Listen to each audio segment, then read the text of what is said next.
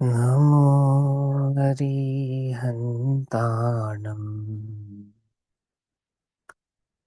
नमो सिद्धाणं नमो आयरीयाणम्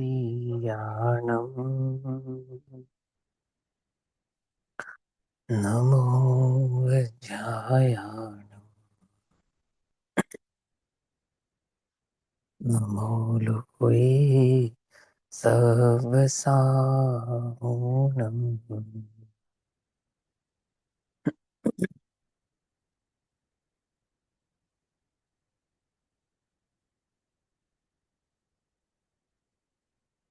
मंगलमय मंगले करण वीतराग विज्ञान नमः ताहि जाते भये अरहंतादिमा करिमंगल कर महा ग्रंथ करणी को काज जाते मिले समाज सब पावे निज पद राज इस भव तरु का मूले जानहु मिथ्या भाव ताको करि निर्मूल अब करहु मोक्ष उपाय।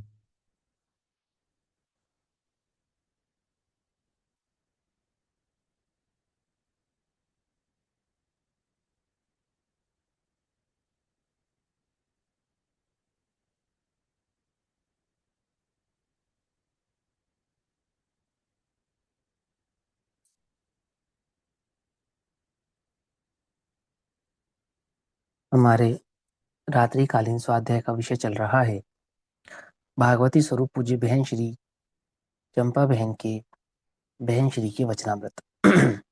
और बहन श्री के जो वचनामृत हैं इन पर पूज्य गुरुदेव श्री के प्रवचन हुए हैं, वचनामृत प्रवचन।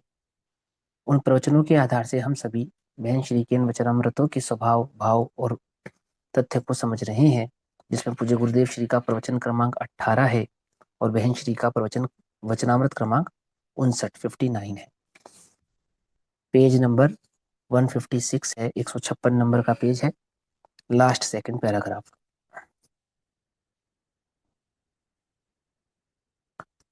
ज्ञान को सूक्ष्म तीक्ष्ण करके स्वभाव को पकड़े तो भेद विज्ञान हो।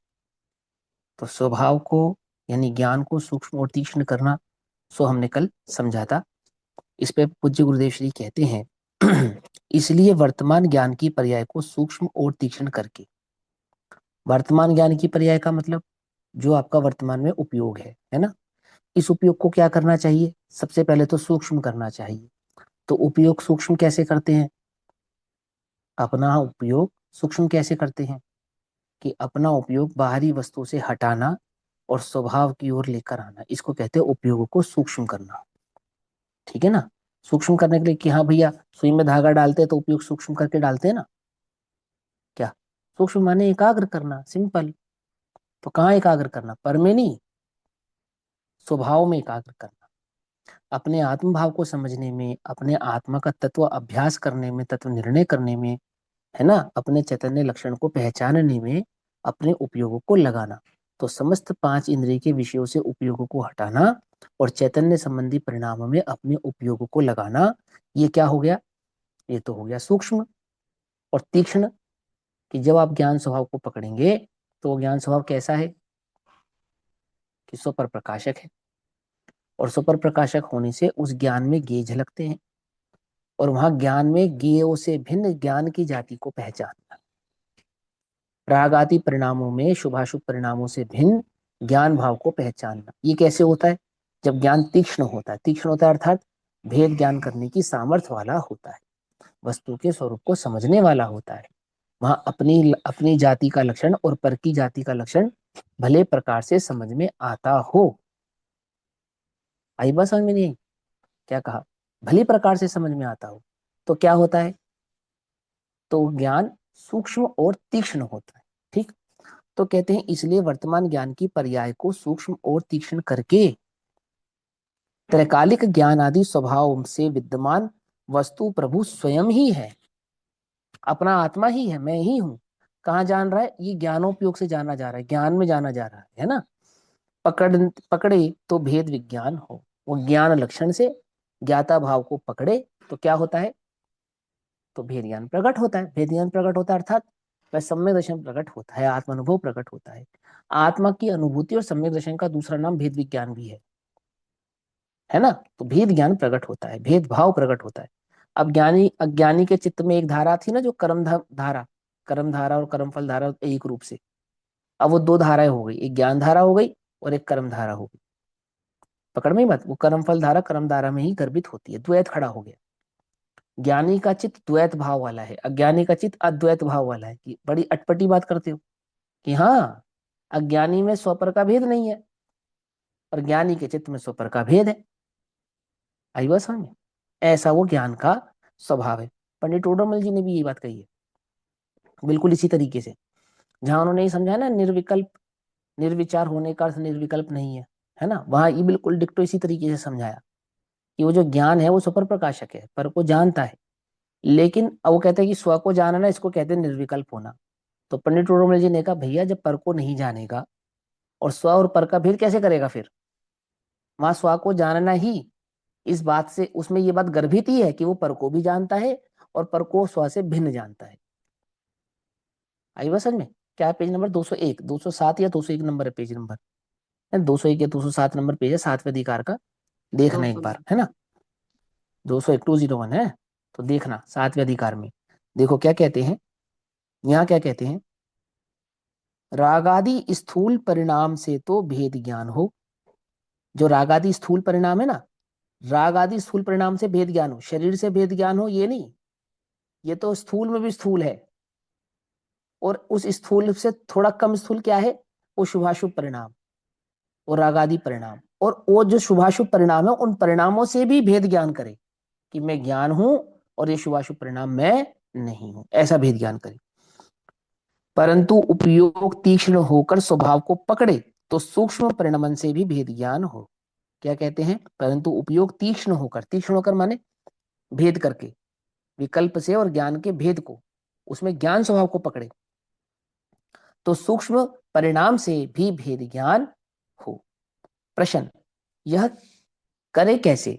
मुमुक्षु क्या पूछते हैं, या श्रोता पूछ रहे हैं पूज्य गुरुदेव श्री से, ये कैसे करते हैं, ये करे कैसे हम? हम्म, तो स्वभाव का निर्णय करके होता है ये। पहले वस्तु का स्वरूप समझा जाता है, ऐसा नहीं कि हाँ आपने बता दिया, अब हम आंख बंद करके आत्मा का अनुभव कर लेंगे, ऐसा नहीं होता है। कैसा होता है? अभ्यास से होता है। जैसे सबकी सुनी अनुभूत परिचित भोग बंधन की कथा, पर से विभक्त एकत्व की उपलब्धि केवल सुलभना, है ना। तो हमारे को एक्सपीरियंस किसका है, अनुभव किसका है? भोग आदि का। और खबर किसकी नहीं है? स्वभाव आदि की। तो वहां सबसे पहले स्वभाव आदि की खबर होती है। ये भी पंडित टोडरमल जी ने बताया ना, कि वहां तो सबसे पहले उद्देश्य होता है, अर्थात सबसे पहले वो नाम आदि सीखता है, फिर वो नाम आदि के जो अर्थ है उनको समझता है, फिर उन अर्थ के भावों को समझता है, फिर वहां अंदर में उपयोग में ये निर्णय करता है कि ये जो वस्तु का स्वरूप मैंने समझा है, यह लक्षण मेरा है, और ये जो रागादि भाव है ये मेरे लक्षण नहीं है। ऐसा, ऐसे पहले वस्तु स्वरूप का भली प्रकार से निर्णय करता है। कहाँ? विकल्पात्मक ज्ञान में, मतिशुद्ध ज्ञान में, धारणा ज्ञान में, जो भी आप उसको नाम दो। वहां निर्णय करने के पश्चात चैतन्य की जाति को पहचानने में और राग की जाति को पहचानने में अपने उपयोग को सूक्ष्म करता है। कि ये जो मैंने लक्षण सीखा था, जाना था, कहाँ से सीखा जाना था? श्री गुरु से सीखा जाना था, अग्नि से सीखा जाना था। वहां ये चैतन्य की जाति में जो ज्ञान आदि लक्षण मैंने समझाए, यह मैं हूं, और अन्य सभी पर जो भाव हैं यह मैं नहीं हूं। यहाँ प्रश्न है, यह कैसे करें? उत्तर, कैसे करें, यह तो प्रश्न ही कहाँ रहता है। करना है उसकी तो यह बात है। क्या कहा? कैसे करें, ये तो प्रश्न ही कहाँ रहता है। करना है उसकी तो यह बात है, पर के स्थूल उपयोग में स्वयं जो लगा है। कैसे करें? कौन करेगा? तू करेगा ना, कैसे करेगा? तू जो पर में लगा हुआ है, कैसे लगे हो आप पर में? कैसे लगते हैं हम पर में? पर में कैसे लगते हैं? जीव कहाँ, उपयोग जहां। हाँ। जीव कहाँ, उपयोग जहां। हम पर में कैसे लगते हैं? उपयोग से लगते हैं, है ना? तो जो तू पर का चिंतन करता है, पर की जो तुझे रुचि है, पर का जो तुझे रस है, पर का जो तुझे राग है, ये सब क्या कहलाएगा? ये सब पर में आएगा। ठीक है ना? चाहे वो रुचि के संदर्भ में है, चाहे वो चिंतन के संदर्भ में है। और सुनो, तुम जितना पर का चिंतन करते हो उतना पर का राग बढ़ता है। क्या कहा? तुम जितना पर का चिंतन करते हो उतना पर का राग बढ़ता है, और जितना पर का राग होता है उतना पर का चिंतन होता है। तो बात समझ में आई? समझ में मत क्या करें? राग भी मत करो और चिंतन भी मत करो। पर का चिंतन तोड़ने के लिए क्या करें? आत्मा का चिंतन करो।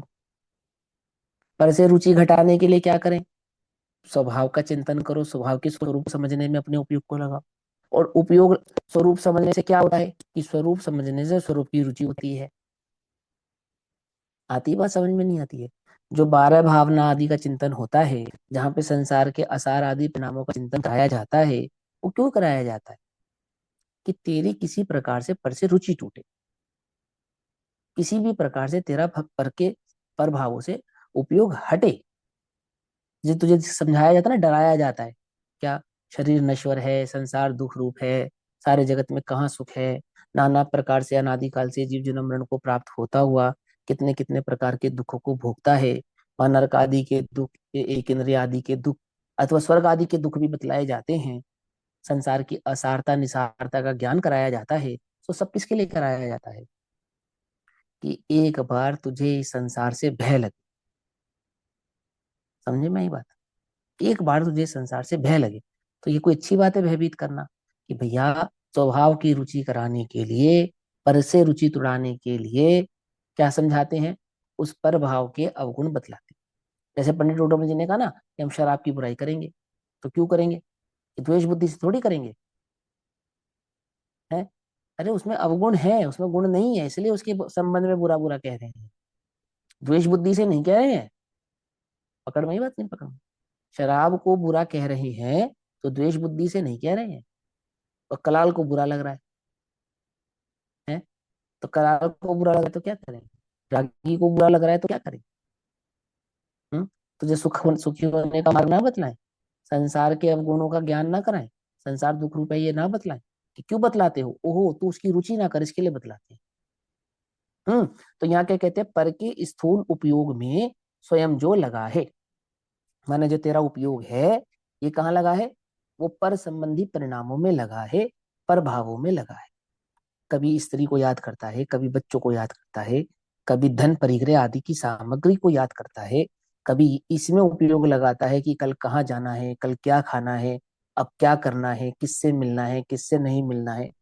कभी राग संबंधी विकल्पों में, कभी द्वेष संबंधी विकल्पों में अपने उपयोग को लगाए रखता है हर समय, है ना? और नहीं तो क्या करता है? नहीं तो मन नहीं लग रहा, फिर क्या करते हैं? मन नहीं लग रहा तो हम्म तीव्र कषाय हो तो सिनेमा देखे, गाना सुने, है ना, राग रंग की बातें करे।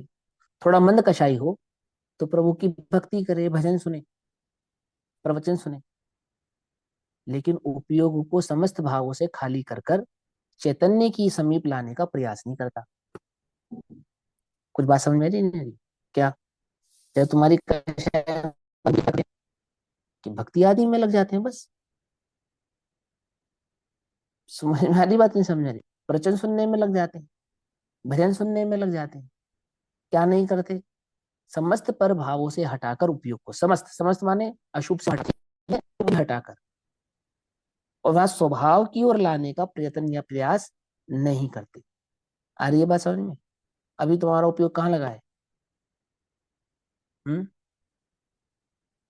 पर कहाँ में। लगा है? समझ में? समझ में आ रही बात? नहीं समझ में आ रही? है ना? नाना प्रकार के विकल्पों में लगाए, कहीं पर में लगाए, कहीं कि हम भैया हम समझ रहे हैं, समझ रहे हैं ना, इतना क्या तो शाबाश, परंतु समझना तो किसके लिए? उपयोग को सूक्ष्म करने के लिए, पर से हटाने के लिए, या सुन के समझ के संतुष्ट हो जाने के लिए? किस में लगना है कि ये मजा नहीं आ रहा, इससे अच्छा तो हम अपना काम कर लेते हैं? तो क्या काम कर लेते हैं? अपना वो कौन सा काम है जो तुम्हें करना है? इससे भी एक विशेष स्वाध्याय हम वो कर लेते हैं, इससे भी एक विशेष भाव है वो पढ़ लेते हैं, वो जान लेते हैं, वो सीख लेते हैं। शाबाश, अच्छी बात है, बुरा नहीं है। लेकिन आप समझो, आपका टोटल फोकस कहाँ है? ये बात समझ में आ रही नहीं आ रही? देखो, स्वाध्याय करने के बाद घंटा 1.5 घंटा तो 5 इंद्रिय के विषयों में उपयोग जाना ही नहीं चाहिए। ये तो मैं स्थूल बात कह रहा हूँ बहुत, लेकिन समझना ध्यान से क्या कहना चाहता हूँ। स्वाध्याय करने के बाद तो इतना रंग खुमारी होनी चाहिए, नहीं होनी चाहिए? क्या कहा, खुमारी होती है, खुमारी। स्वरूप समझने क्या तो खुमारी होनी चाहिए। और खुमारी का मतलब क्या है? खुमारी समझते हो? उस चैतन्य की रुचि, और रुचि में उपयोग का लगना, है ना? 3 घंटे की पिक्चर देखे तो 1.5 घंटा तो उसकी चर्चा करता है। ये देखा, ऐसा देखा, ऐसा देखा, ऐसा देखा, फिर वो हीरो ने उसको ऐसा डायलॉग मारा, और फिर वो विलन ने ऐसा किया, और फिर वो इतना बढ़िया सस्पेंस दिखाया, ऐसा किया, ऐसा, घंटों घंटों। होता है ऐसा? ऐसा नहीं होता है? दिनों रातों बस उसी की चर्चा चलती रहती है। किसी की बहुत अच्छी एक्टिंग हो तो उसकी चर्चा चलती है, किसी का बहुत अच्छा डायलॉग हो तो वो चलता है, पिक्चर के गाने बहुत अच्छे हो तो वो गुनगुनाता रहता है। ऐसा होता है या नहीं होता है? कुछ लोगों को इतनी रुचि हो जाती है, इतनी अंतरंग में छाप पड़ जाती है कि वो हीरो के जैसे बाल बना लेते हैं, उसके जैसा कपड़ा खरीद के लेकर आ जाते हैं। ऐसे नाना प्रकार के जीवों की नाना प्रकार की रुचि होती है। वो खुमारी समझते हो ना, किसे कहते हैं खुमारी, है ना? ऐसा वो तत्व समझ के अंतर में खुमारी चढ़नी चाहिए, होनी चाहिए, नहीं होनी चाहिए? वो खुमारी। लेकिन वो कहाँ संतुष्ट है? हाँ, मैंने सुना, मजा आ गया। अब अब मजा आ गया, बस खत्म, अब क्या? अब और भी तो काम है, बस इसी में लगे रहेंगे क्या? भाई इसी में लगे रहेंगे, और कुछ काम नहीं है हमें? है ये और क्या काम है? कि भैया तुम खा लिए, तुम नहीं समझोगे हैं? 50 काम है। सुनो ध्यान से, सुनो भाई सुन, ये तेरे आत्म कल्याण की बात है। पर के स्थूल उपयोग में स्वयं को, स्वयं जो लगा है, लगा हुआ है ना, उस उपयोग को सूक्ष्म करके, सूक्ष्म करके मतलब पर से हटा के, सूक्ष्म करने का अर्थ समझना, पर से हटाना ये सूक्ष्म करना है, और स्वभाव पे लाने का प्रयत्न करना, सूक्ष्म करने का ये अर्थ होता है ना? सूक्ष्म करके अंतर में ले जाना, सूक्ष्म करके अंतर में ले जाना, पर से हटाना यानी कि सूक्ष्म करना। समझ में बात? जैसे आप लाइट डिम करते हैं ना, सूक्ष्म, क्या करते हैं? वो पंखे में रेगुलेटर होता है, तो पंखा तेज चलता है तो उसको थोड़ा कम करते हैं। तो कैसे करते हैं? तो रेगुलेटर घुमाते हैं, वो थोड़ा धीरे घूमे। ऐसे वो जो उपयोग पर में लगा है, जितने फोर्स से लगा है, वो फोर्स घटाना, पर से फोर्स को घटाना, कम करना। समझ में ही बात नहीं समझे? तो क्या हो रहा है? उपयोग सूक्ष्म हो रहा है, बस सीधी सी बात। पर की रुचि नहीं करना, पर में नहीं लगना, पर संबंधी चर्चा नहीं करना, पर संबंधी विकल्प नहीं करना, और यहाँ स्वभाव में अपने उपयोग को लगना। क्या हो गया ये? क्या हो गया ये उपयोग? सूक्ष्म हो गया। ऐसा ऐसे होता है सूक्ष्म करना। ठीक। फिर क्या करते हैं? सूक्ष्म करके अंतर में ले जाना, स्वभाव की ओर लेकर जाना। फिर अंतर में त्रिकालिक स्वभाव पकड़ में आए। कैसे पकड़ में आएगा? वो जो ज्ञान लक्षण प्रकट है ना, वो ज्ञान लक्षण किसका है? ओहो, वह ज्ञान लक्षण नहीं, वह ज्ञान नहीं, चैतन्य है, ऐसा। उस ज्ञान लक्षण से अपने चैतन्य भाव को पकड़ना। और ज्ञान लक्षण पकड़ने के लिए क्या करना? कि तुमने सूक्ष्म किया था ना, अब तीक्ष्ण करो। क्या तीक्ष्ण करो? कि ज्ञान में भावों से, परभावों से भेद ज्ञान कर, शुभाशुभ विकल्पों से भेद ज्ञान करना, और चैतन्य का जो सहज जानन भाव है, वहां अपने अहम भाव को धारण करना। तो कहते हैं अंतर में त्रिकालिक स्वभाव पकड़ में आए, ऐसे परिणाम करना। कि कैसी बात करते हो गुरुदेव? हम परिणाम के करता है क्या? कि परिणाम का करता तो तू नहीं है? परंतु परिणाम करना फिर ऐसा क्यों कहते हो? कि वहां विकल्प करना, विचार करना, ऐसा हमारा तात्पर्य ही नहीं है। क्या करना, अर्थात अपने उपयोग को अपने स्वभाव में लगाने का प्रयत्न या प्रयास कर। वह परिणाम नाम उपयोग का ही है। मालूम, पढ़ा था ना आज, परिणाम या उपयोग कहाँ पढ़ा था?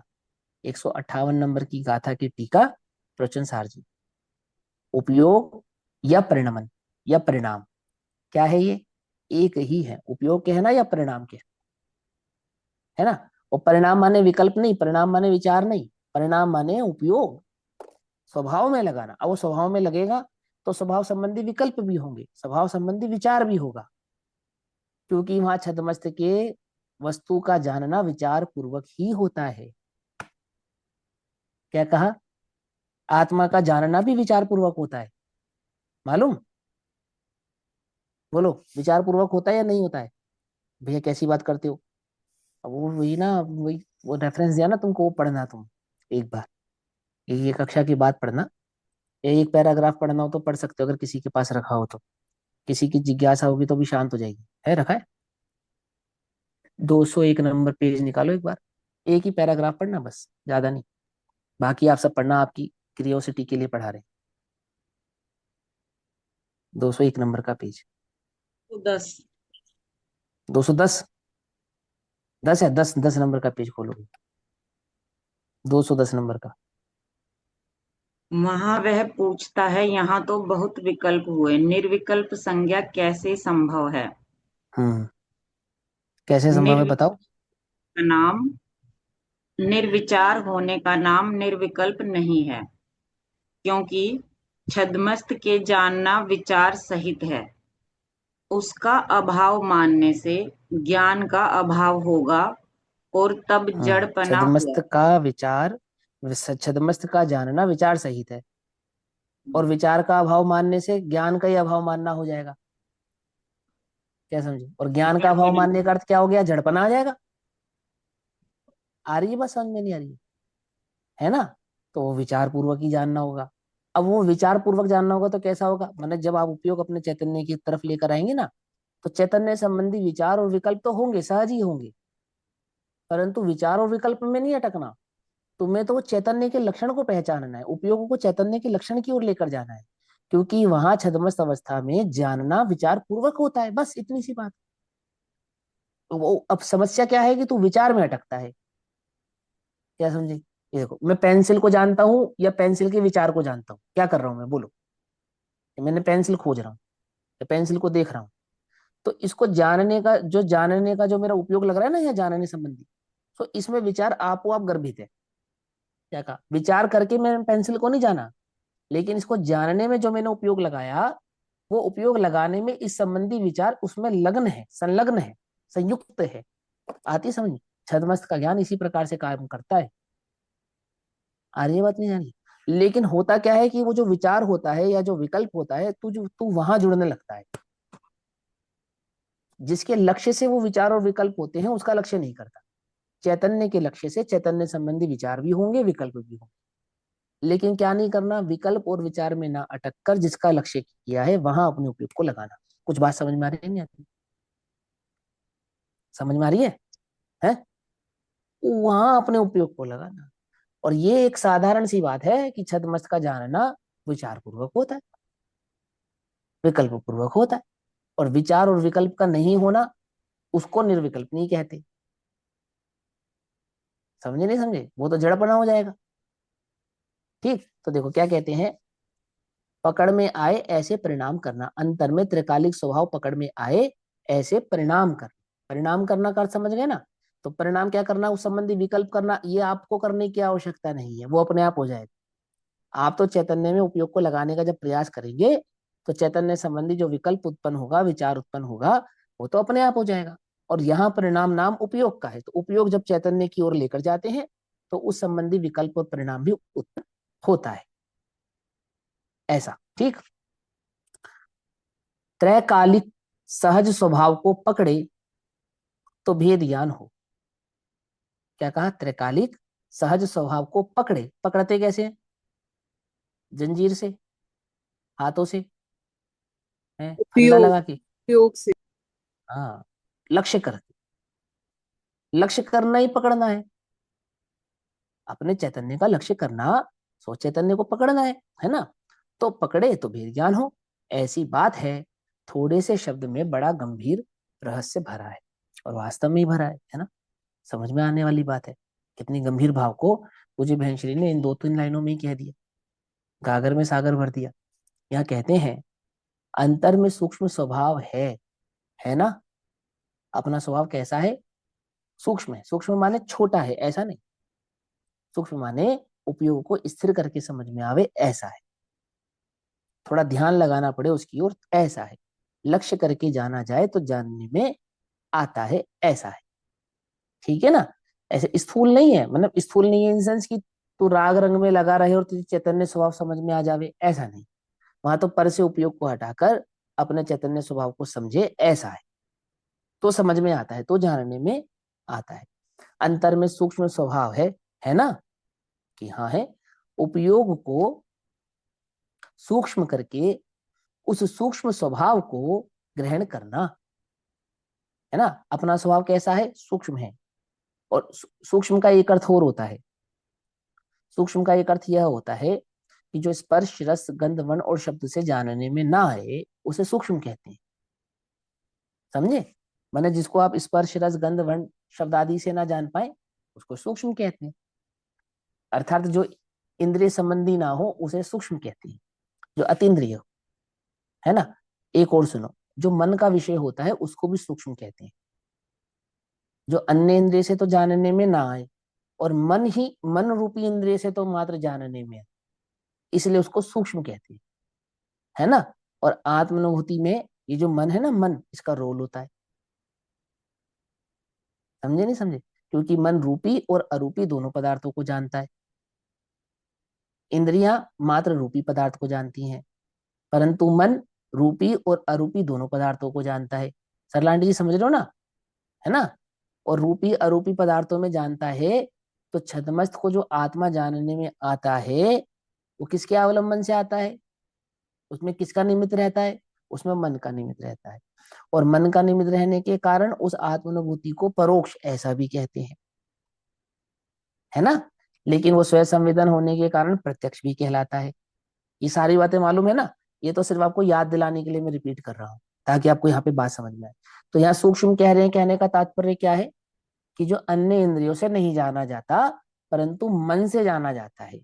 दो, आपको याद हो पीछे के बोल में, अभी पीछे के प्रवचन में गुरुदेव ने कहा ना कि मन से जाना जाएगा तो क्या करना, तो उपयोग सूक्ष्म कैसे करना, कि स्पर्शन रसना घ्राण चक्षु कर्ण, इन अवयवों से तो उपयोग को हटाना।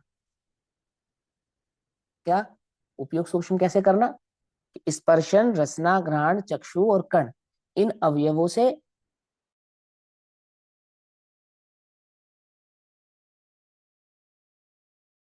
लेकर आना। उपयोग की प्रवृत्ति कहाँ लेकर आना, मन में लेकर।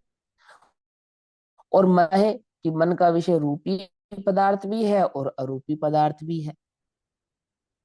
मन का विषय रूपी पदार्थ भी है और अरूपी पदार्थ भी है।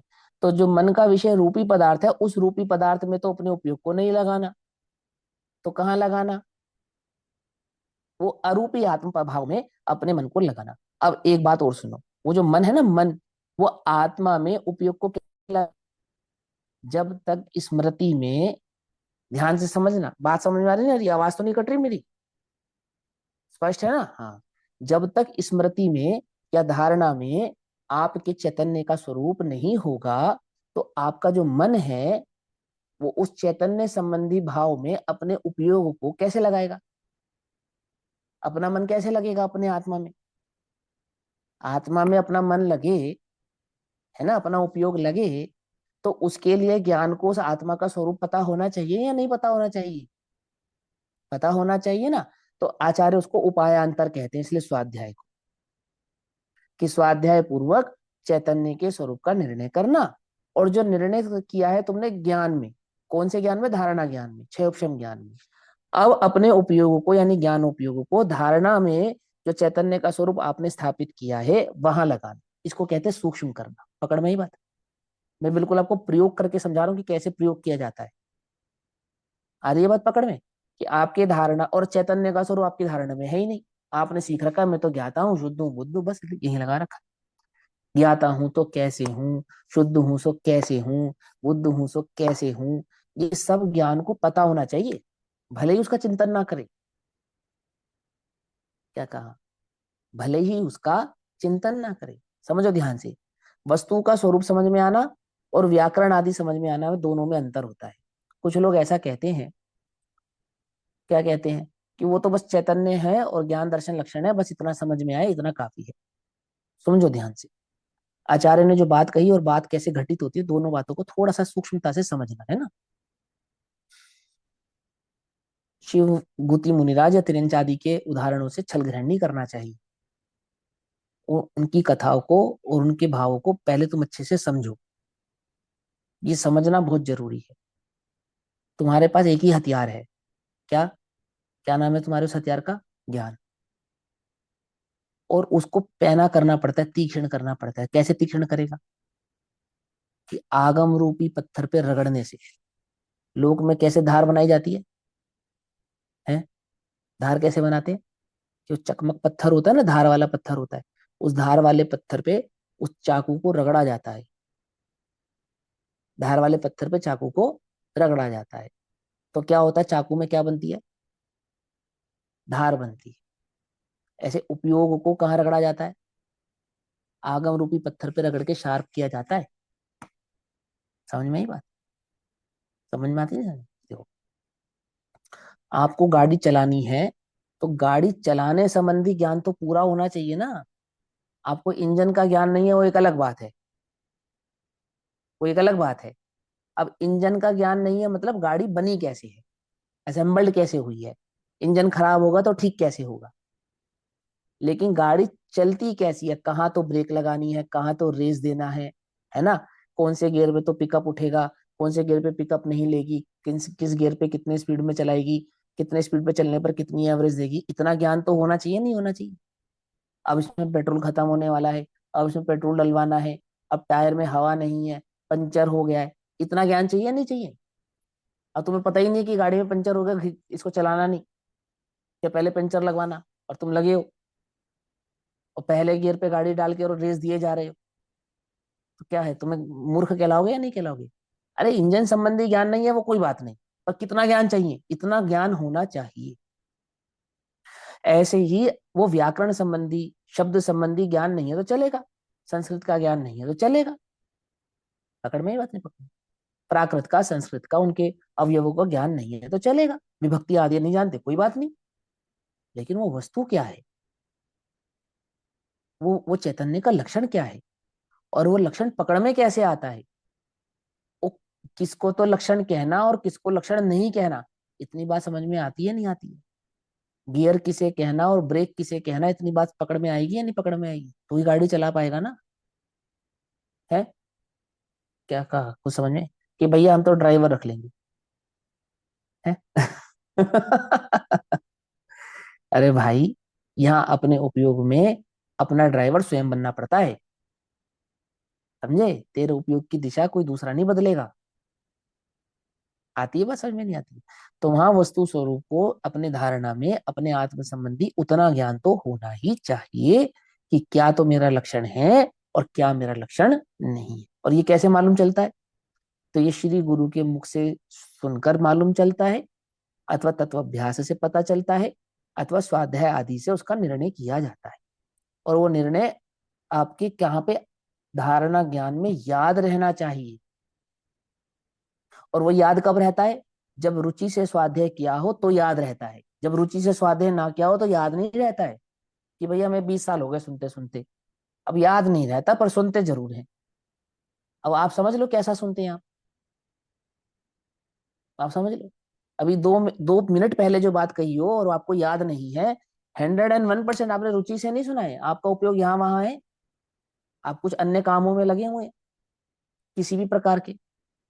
या तो आपको हमारी बात व्यर्थ की लग रही है, या आप अपने आप को मोस्ट इंटेलिजेंट समझ रहे हैं, दो में से कोई एक काम तो हो ही रहा होगा। बात समझ में नहीं? या तो वो बात काम की नहीं लगती, तो आप ज्ञान उसको भूल जाता है। क्या कहा? ये ज्ञान अपने आप निर्णय कर लेता है, ये काम का है, ये काम का नहीं है, ये अच्छा है, ये अच्छा नहीं है। तो जब ज्ञान इस बात को निर्णय कर लेता है ना ये अच्छा नहीं है, ये काम का नहीं है, तो अपने आप ही उसकी मेमोरी में फीड नहीं होता वो। और जिसमें ज्ञान रुचि कर लेता है ये काम का है, ऐसा ऐसा अंदर में विचार ले।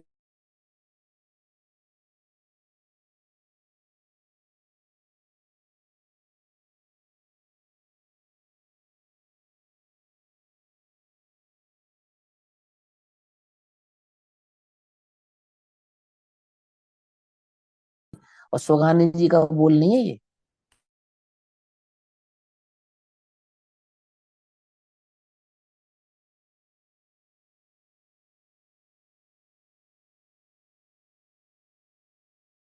समझ नहीं बातें समझ में।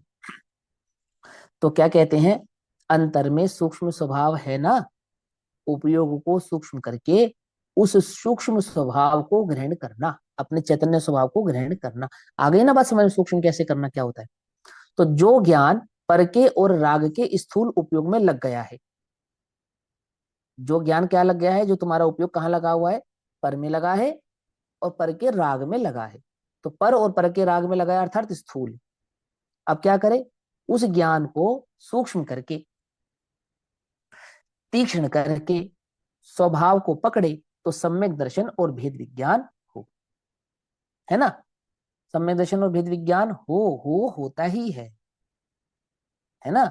यहाँ पूज्य गुरुदेव श्री आपको नहीं कह रहे कि जब होना होगा तब होगा, तू तो पुरुषार्थ कर और भवितव्यता के अनुसार होगा, ऐसा नहीं कह रहे पूज्य गुरुदेव श्री यहाँ कि तू इतना काम कर, फिर सम्यक दर्शन होना होगा तो हो जाएगा, और नहीं होना होगा तो नहीं होगा, ऐसा नहीं है।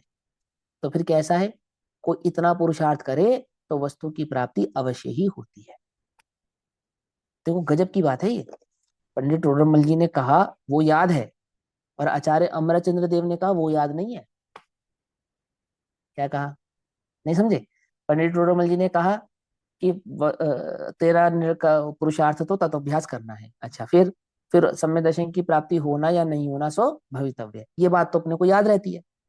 और आचार्य अमरचंद्र देव ने कहा कि अति निर्दयता पूर्वक 6 महीना अनवरत भेद ज्ञान की आदि चलाने पर वह आत्म अनुभव अवश्य ही प्राप्त होता है। वो बात हमें याद नहीं रहती, वो भूल जाते हैं।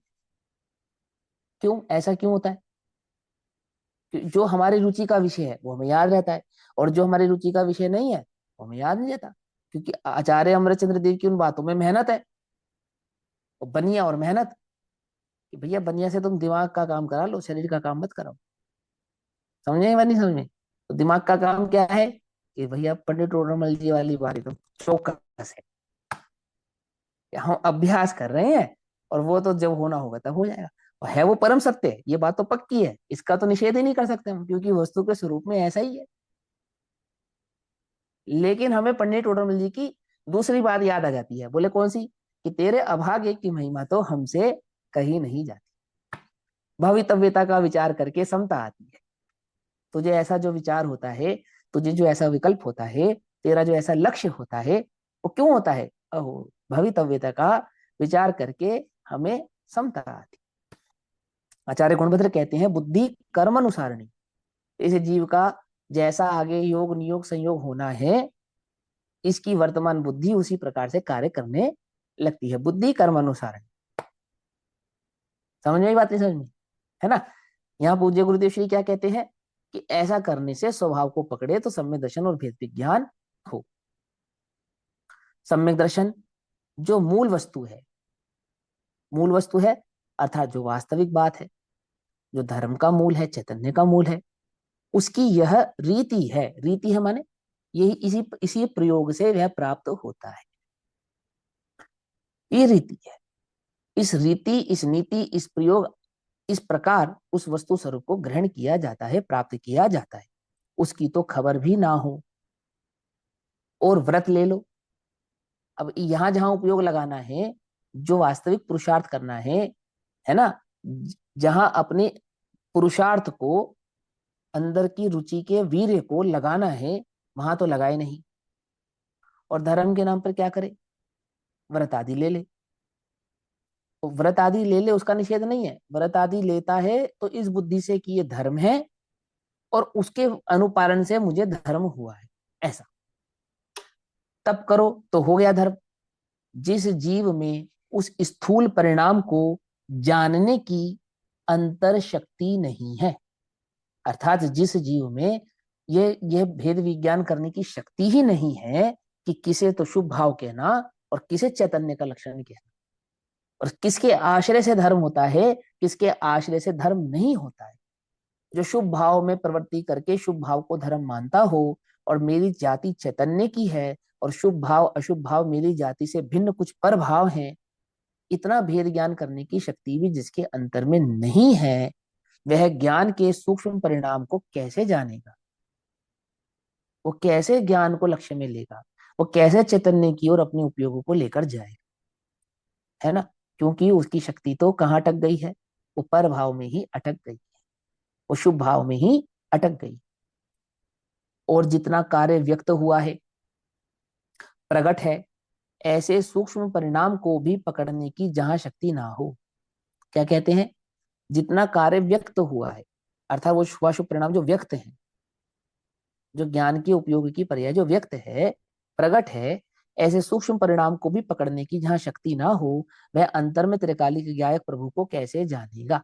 तो ज्ञान की जिस पर्याय में वो भाव प्रकट हुआ है, तो जब वो भाव ही नहीं पकड़ में आया, तो ज्ञान की पर्याय पकड़ में नहीं आएगी। और जब ज्ञान की पर्याय ही पकड़ में नहीं आएगी, तो चैतन्य कैसे पकड़ में आएगा? बोलो। जिसको मिठास किसे कहते हैं, इसका ज्ञान ही नहीं है, उससे शक्कर किसे कहते हैं, इसकी कल्पना करना ही व्यर्थ है। क्या कहा? शक्कर किसे कहते हैं? जैसे कहा शक्कर किसे कहते हैं, और उसने पहला लक्षण बनाया सफेदी, तो बोलो उसे शक्कर की खबर है? नहीं है। जिसने लक्षण बनाया आकार, उसे शक्कर की खबर है कि नहीं है? जिसने लक्ष्य बनाया सुगंध, जिसने लक्ष्य बनाई चिकनाहट, तो क्या उसे शक्कर की खबर है? नहीं है। तो फिर किसे है? कि जिसने लक्ष्य बनाया मिठास, समझे, उसे शक्कर की खबर है। ऐसे ही हमने कहा धर्म, और लक्ष्य में ज्ञान स्वभाव नहीं आया, तो तुझे धर्म की खबर नहीं है। क्या आया लक्ष्य में? शुभ भाव आया, शुभ परिणाम आया, व्रत तप त्याग उपवास संयम आदि प्रभाव तो आया, परंतु ये जो व्रत तप त्याग उपवास संयम के परिणाम जिस ज्ञान की पर्याय में प्रकट हुए हैं, है ना, तो जब उन परिणामों को ही नहीं पहचानता, तो ये परिणाम ज्ञान की जिस पर्याय में प्रकट होते हैं, उस ज्ञान की पर्याय को कैसे पहचानेगा? और जब ज्ञान की पर्याय ही समझ में नहीं आएगी, तो चैतन्य कैसे समझ में आएगा? आई बात समझ में या नहीं समझ में आया? देखो क्या कहा गुरुदेव ने, कि जानने की अंतर शक्ति नहीं है, वह ज्ञान के सूक्ष्म परिणाम को कैसे जानेगा? है ना? और जितना कार्य व्यक्त हुआ है, प्रकट है, ऐसे सूक्ष्म परिणाम को भी पकड़ने की जहां शक्ति ना हो, वह अंतर में त्रिकालिक गायक प्रभु को कैसे जानेगा? क्या कहा? जितना कार्य व्यक्त हुआ है, प्रकट है, ऐसे सूक्ष्म परिणाम को भी। तो कितना कार्य प्रकट हुआ है, कितना व्यक्त है, वो कहाँ हुआ है? कि वो ज्ञान की पर्याय में प्रकट हुआ है ना? और उसको पकड़ने की भी शक्ति नहीं है। तो ना परिणाम पकड़ने की शक्ति, ना परिणाम जिस ज्ञान की पर्याय में प्रकट होता है उसको पकड़ने की शक्ति। तो जब परिणाम पकड़ने की शक्ति नहीं है, तो ज्ञान की पर्याय भी समझ में नहीं आती, और जब ज्ञान की पर्याय समझ में नहीं आती, तो ज्ञाता भी समझ में नहीं आता। उपयोग ज्ञाता तक कैसे पहुंचेगा? उपयोग में ज्ञाता स्वभाव कैसे आएगा? उसका लक्ष्य कैसे होगा? उसकी जाति को कैसे पहचानेगा? पकड़ में आई बात? नहीं पकड़ में? है ना? आगे क्या कहते हैं? बहिर्मुख परिणाम से हटकर अंतर्मुख होने के परिणाम करे। कैसी बात है? करे करे करे करे करे। हमारे यहाँ तो होता है होता है होता है होता है, कि वास्तव में होता तो होता ही है, लेकिन उपदेश तो करे का ही होता है। और करे कहना मतलब निर्णय करना। ज्ञान निर्णय करे, ये ज्ञान की सामर्थ है ना? और यहाँ निर्णय करता है, तो इस निर्णय करने को ही करना ऐसा कहते हैं, है ना? तो कहते हैं बहिर्मुख परिणाम से हटकर, जिसको पंडित डोरोमल जी ने क्या कहा, तेरा अभ्यास, तेरा पुरुषार्थ तो तत्व अभ्यास करना है ना? तो तत्व कितने होते हैं? हम्म? तत्व कितने होते हैं? कि तत्व तो एक ही होता है। उसे क्या कहते हैं? उसे महातत्व कहते हैं। कौन है वो महातत्व? कि वो महातत्व मैं हूं। है ना? समझ में ही बात नहीं समझ कि कैसी बात करते हो, तत्व तो सात होते हैं? अरे तत्व तो सात नहीं, नौ होते हैं। और नौ तत्वों में छुपी हुई एक ज्ञान ज्योति होती है ना? और वो जो ज्ञान ज्योति होती है वो परम तत्व होती है। ठीक, ऐसे परम तत्व में अपने उपयोगों को लगाना, इसका नाम है तत्वाभ्यास करना। ठीक, तो कहते हैं बहिर्मुख परिणाम से हटकर अंतर्मुख होने के परिणाम करे। हम्म, ज्ञान को सूक्ष्म तथा तीक्ष्ण करके स्वभाव को ध्रुव स्वरूप चैतन्य परमात्मा को पकड़े। तो सचमुच, सचमुच माने, सचमुच माने कल्पना नहीं। हाँ, वास्तव में। हाँ वास्तव में, ये हाइपोथेटिक नहीं है कि वो हमारी कल्पना है, कल्पना से नहीं। जब जीव को विश्वास नहीं होता ना, या उसको ऐसा अंतर में लगने लगता है क्या वास्तव में चैतन्य जैसी कोई वस्तु इस जगत में है, क्या वास्तव में केवल ज्ञान जैसा कोई चमत्कार, ऐसा ऐसा अंतर में लगने लगता है, क्या वास्तव में ज्ञान लक्षण वाला आत्मा इस जगत में कोई है, क्या सम्य दर्शन जैसी कोई चीज होती भी है, ऐसा अंदर में विश्वास नहीं आ रहा होता। तब आचार्य अमरचंद्र जैसे समर्थ आचार्य, है ना, क्या कहते हैं, ये खड़े हम मोक्ष अधिकारी। अरे भाई, हम अपनी अनुभूति से कह रहे हैं, वास्तव में होता है, हमने अनुभूत करके जाना है, ये कोई कल्पना नहीं है, ये चैतन्य लक्षण इस जगत में वास्तव में विद्यमान है। और सुन, ये चैतन्य सिर्फ चैतन्य नहीं, अनंत आनंद का प्रदाता है। ये खड़े हम मोक्ष अधिकारी, हम अधिकृत होकर तुझसे कहते हैं कि इस जगत में मोक्ष है, उसकी सत्ता है, इस जगत में चैतन्य की सत्ता है, चैतन्य का निर्णय करने पर आनंद की सत्ता है। उस आनंद की जाति जगत के आनंद से कुछ विलक्षण है, अलग है। ये खड़े हम मोक्ष अधिकारी, हम तुझसे कहते हैं ऐसा है। पूज्य गुरुदेव श्री यहाँ क्या कहते हैं, पकड़े तो सचमुच, सचमुच माने कोई कल्पना नहीं है, ये हमारा कोई स्वप्न नहीं है। क्या, हमने चैतन्य को सिर्फ पढ़ा नहीं है, शास्त्र में लिखा है, इसके लिए हम कहते हैं ऐसा नहीं है, तो फिर कैसा है, सचमुच। सचमुच समझते हो ना, सचमुच। हाँ, सचमुच राग से भिन्न हो और ज्ञाता पर्याय जितनी ही त्रिकालिक वस्तु नहीं है, ऐसा भेद ज्ञान हो। क्या कहा, ज्ञाता पर्याय, ज्ञान की एक पर्याय जितनी वस्तु नहीं है, ज्ञान की एक पर्याय में निर्णय होगा, लेकिन कैसा, कि वो ज्ञान की एक पर्याय जितनी नहीं। हाँ, वो ज्ञान की एक पर्याय कब है, देखो सुनो, ज्ञान की जो एक पर्याय है, एक समय की पर्याय, वो क्षणिक कब तक है, जब तक वो पर का अवलंबन लेती है। और वो ध्रुव कब हो जाती है, जब स्वभाव का अवलंबन लेती है। तो ज्ञान की पर्याय ने जब स्वभाव का अवलंबन लिया, तो क्या, क्या निर्णय हुआ, ओहो ये ज्ञान एक पर्याय मात्र थोड़ी थे, तो ध्रुव है, पकड़ में ही बात है। वो क्षणिक नहीं है, वो तो ध्रुव है, वो तो चैतन्य है। ऐसा भेद ज्ञान हो, कैसे हो, सचमुच हो, सचमुच हो। सचमुच हो मतलब, अरे अवश्य होगा, ये नहीं भैया वो 700 करोड़ सम्य दृष्टि होते हैं, और 29 अंग परमाणु मनुष्य में ऐसा ऐसा ऐसा करो, तो एक आधा कोई विरले ही निकल कर आता है, जो भी गणना से एक आधा ही निकल कर आता है। कि भाई ऐसा नहीं है, फिर कैसा है? तू निर्णय कर, तुझे सचमुच ही होगा, अवश्य होगा, होता है। ये वस्तु इसी प्रकार से इस लोक में, इस जगत में विद्यमान है ना? क्या कहते हैं, क्या किया जाए, आजकल तो भगवान के मार्ग को ही खोखला कर दिया है। क्या कहते हैं पूज्य गुरुदेव, क्या किया जाए, क्या कर सकते हैं, है ना? और ये पूज्य गुरुदेव श्री के टाइम पे खोखला हो गया था, ऐसा है? आज भी हो रहा है। क्या समझ रहे हो, आज नहीं हो रहा है?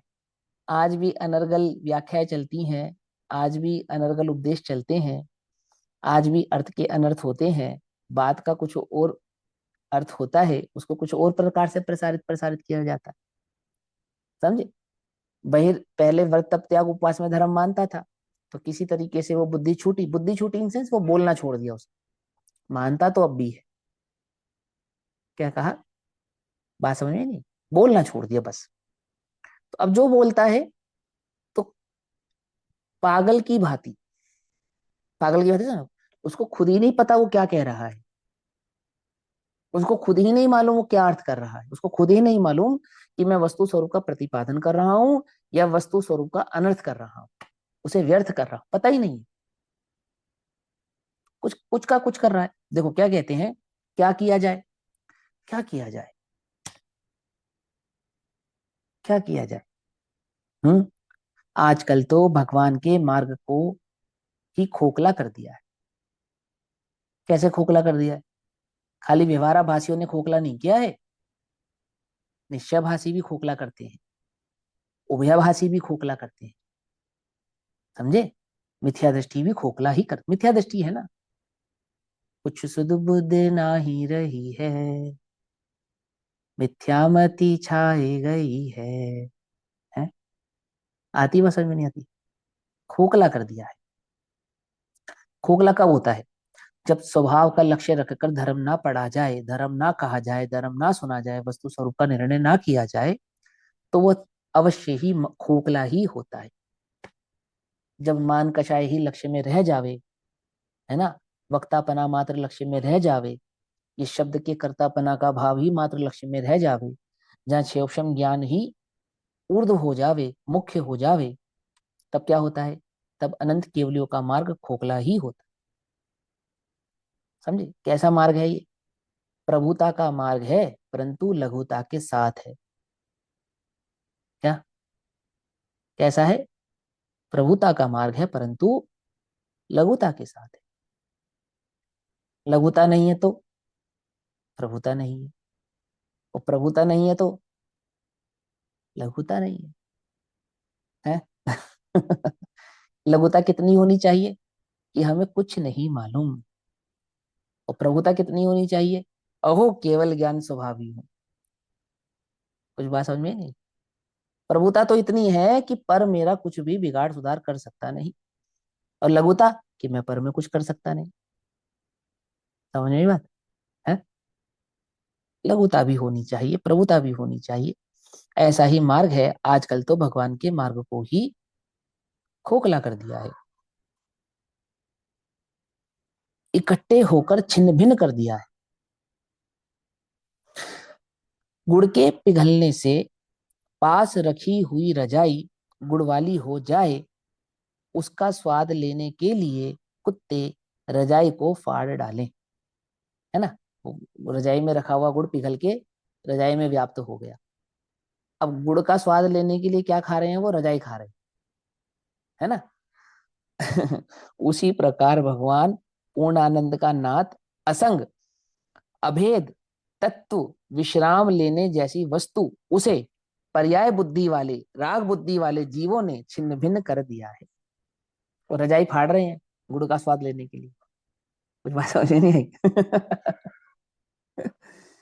कठिन बात है भाई।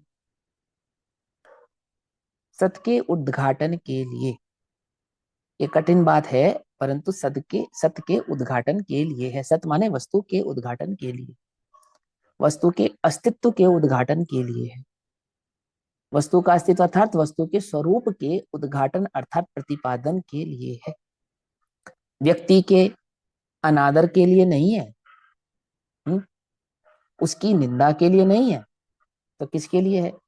सत्य कैसा होता है, कैसे पकड़ में आता है, उसकी बात है। अनंत काल में मनुष्य भाव प्राप्त हुआ, और ऐसा सूक्ष्म तत्व अनुभव में ना आए कि भैया वो तो अब नहीं आएगा तो आगे भाव में आ जाएगा, है। जो ये बात स्वीकार करके बैठा है ना, अब नहीं होगा तो आगे हो जाएगा, उसको कभी नहीं होगा। और जिसको ऐसा है ना अंतर में, मुझे तो अभी चाहिए, मैं हूं, ऐसा भी है, उसकी जल्दबाजी भी नहीं है, परंतु अभी चाहिए, ऐसा भी है। देखो खटका, है ना, बहन श्री जिसको खटका कह रही है, ऐसा भी है। अनुभव में ना आए, उस सूक्ष्म स्वभाव का अनुभव करना ही सच्चा कार्य है। अपने चैतन्य का अनुभव करना ही वह वास्तविक धर्म है। संतुष्टि नहीं होनी चाहिए, कहाँ? स्वाध्याय में। संतुष्टि नहीं होनी चाहिए, कहाँ? क्षयोपशम ज्ञान में। संतुष्टि नहीं होनी चाहिए, कहाँ? मंद कषाय में, शुभ परिणाम में, आत्म संबंधी विकल्पों में, इनमें संतुष्ट नहीं होना चाहिए। संतुष्टि तो कहाँ है? संतुष्टि तो अपने चैतन्य भगवान आत्मा में है, उसके अनुभव में है। परंतु अनुभव के लिए क्या नहीं करना? जल्दबाजी नहीं करना, मिथ्या मार्ग नहीं पकड़ना, है ना, विपरीत भाव में नहीं जाना। अभ्यास तो यही करना है, मार्ग तो ऐसा ही है, निर्णय तो ऐसा ही होता है।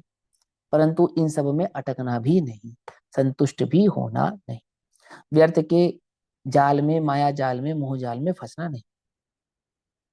कदाचित उपयोग थोड़ा मंद कषाई होता हो, सूक्ष्म होता हो, तत्व आदि का चिंतन चलता हो, अटकना नहीं। उसके बल पे मैं धर्मात्मा हो गया हूं, ऐसा भाव करना नहीं।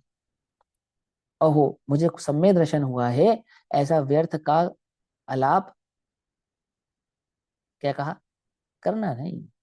जगत को रिझाने के लिए यह अलाप करना नहीं।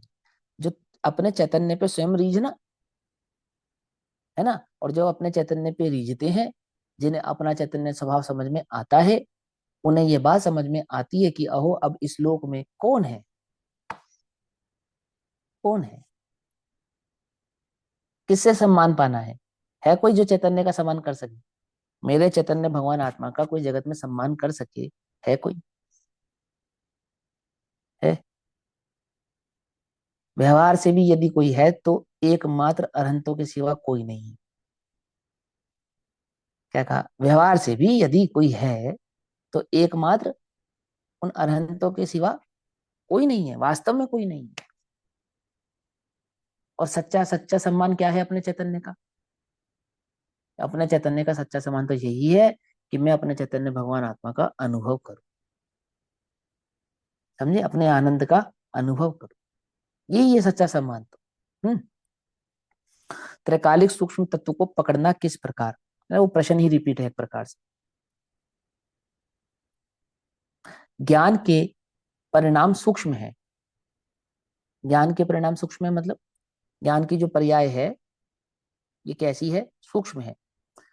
ज्ञान की पर्याय सूक्ष्म, फिर उस उपयोग में झलकने वाला ज्ञेय भाव सूक्ष्म, है ना, जो शुभाशुभ परिणाम सूक्ष्म, और वो जिसके लक्ष्य से होते हैं वो, ऐसा अभिप्राय अपना पकड़ में आवे, वो सूक्ष्म। अपने को तो टोटल क्या नजर आता है? वो पर पदार्थ नजर आता है, और उसके संबंध का जो विचार है वो समझ में आता है। लेकिन वो विचार ज्ञान के किस पर्याय में प्रकट होता है, किस ज्ञान में झलकता है, वो ज्ञान अपने को समझ में आता नहीं है। और कौन सा विचार शुभ है, कौन सा अशुभ है, ये समझ में नहीं आता है। और किसी भी विचार में मंद कषाय आदि के परिणामों में धर्म भाव है, ऐसी बुद्धि हो जाती है। तो पूज्य गुरुदेव श्री कहते हैं कि ज्ञान के परिणाम सूक्ष्म है, और राग परिणामों की भांति स्थूल मोटे परिणाम नहीं है। पकड़ में? वो ज्ञान जिसमें रागादि परिणाम झलक रहे हैं, तो वो जो रागादि परिणाम तो फिर भी बहुत स्थूल है, फिर भी बहुत मोटे हैं। अपने परिणाम समझ में आ जाए ये तो फिर भी बहुत मोटी बात है। लेकिन ये परिणाम जिस ज्ञान की पर्याय में झलकते हैं, जो ज्ञान इन्हें जान रहा है, जो ये निर्णय कर रहा है कि ये शुभ है या शुभ है, वो ज्ञान, वो पकड़ना, वो सूक्ष्म है। पकड़ में आ रही बात? नहीं पकड़ में आ रही है कि नींद आ रही है? है? समझना ध्यान से। ज्ञान के परिणाम सूक्ष्म हैं, और राग परिणामों की भांति स्थूल मोटे परिणाम नहीं है। माने वो ज्ञान की पर्याय और शुभाशुभ परिणाम की पर्याय।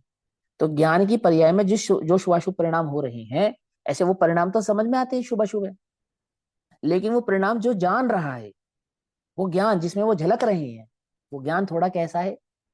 वो सूक्ष्म है ना।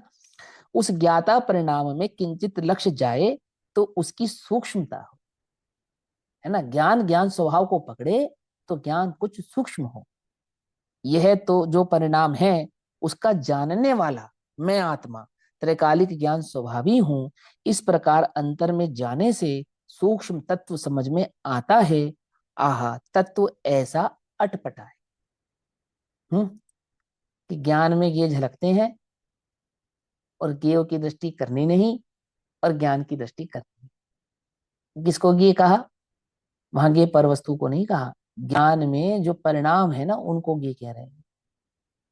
उन परिणामों को जानने वाला ज्ञान स्वयं है, वह उपयोग उन परिणामों से हटकर उस ज्ञान की ओर जावे। क्या है? वो ज्ञान जो ज्ञेयों को, अपने भावों को जान रहा है, परिणामों को जान रहा है। तो वो ज्ञान जो परिणामों को जान रहा है, वो ज्ञान परिणामों से हटे, और जो जान रहा है वो जानने वाला स्वयं जानने वाले की ओर आवे। ऐसी सूक्ष्म बात है, ऐसी कुछ अटपटी बात है। ऐसा पूज्य गुरुदेव श्री कहते हैं। अब वचनामृत क्रमांक 60, तो अभी समय हुआ 60 नंबर के वचनामृत को हम कल पढ़ेंगे। तब तक के लिए सभी को जय जिनेन्द्र। ओम नमः सिद्धेभ्यः।